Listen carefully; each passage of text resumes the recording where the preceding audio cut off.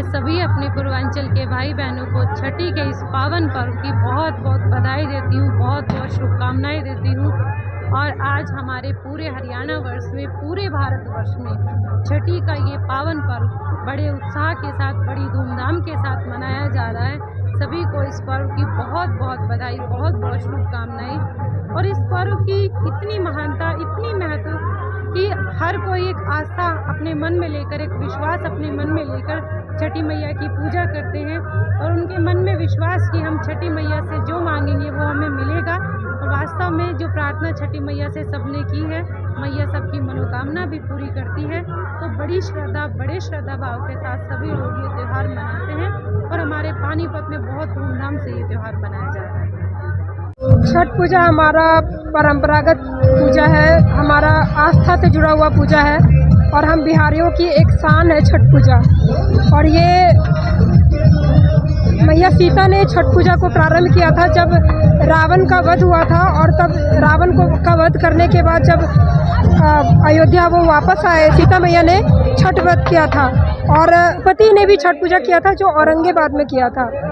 तो और हम लोग जब से जन्म लिए हैं और हमारे घर की, हमारे समाज में, हमारे पूरा बिहार, यूपी, झारखंड ये परंपरा को निभाते आ रहे हैं। और हमारे लिए बहुत गौरव की बात है कि आज छठ पूजा बिहार, झारखंड और यूपी में ही नहीं, देश विदेश हर जगह फैल गया है। और हर कोने कोने में जहाँ बिहारी है वहाँ छठ पूजा है।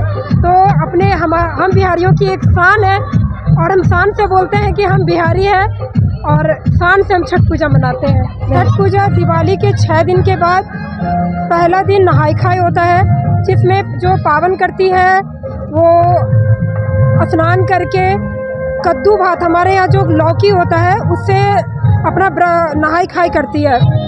और उसमें घर के सभी परंपरागत नियम के साथ वो भोजन ग्रहण करती है। दूसरे दिन खरना होता है जिसमें व्रती अपना सारा दिन निर्जला व्रत रख के संध्याकालीन उस प्रसाद का ग्रहण करके निर्जले व्रत 36 घंटे का ये व्रत को प्रारंभ करती है। पहला दिन संध्या अर्घ जो सूर्य अस्त की अर्घ देते हैं। हम बिहारियों में ये एक अद्भुत परंपरा और संस्कार है कि दुनिया उगते सूर्य की पूजा करती है। हम बिहारी डूबते सूर्य को अर्घ देते हैं और चौथे 5वें दिन हम उगते सूर्य को अर्घ देने के बाद पारण तोड़ते हैं और ये 36 घंटे का व्रत का पारण खोलते हैं। तो छठ के दीपावली के तीसरे दिन से नहा खा होता है और नहा खा के आदमी घिया की सब्जी, चने की दाल, चावल बनाते हैं और रात को भी घिया की सब्जी, रोटी।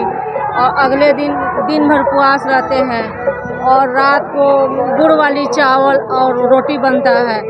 और अगले दिन पूरा दिन उपवास रहता है आदमी, पूरा प्रसाद बनाता है। फिर शाम घाटे आता है, फिर अगले दिन सुबह आदमी आता है। सुबह सूर्य भगवान को जल दिया जाता है और गोड़ ला के फिर आदमी पानी ग्रहण करता है।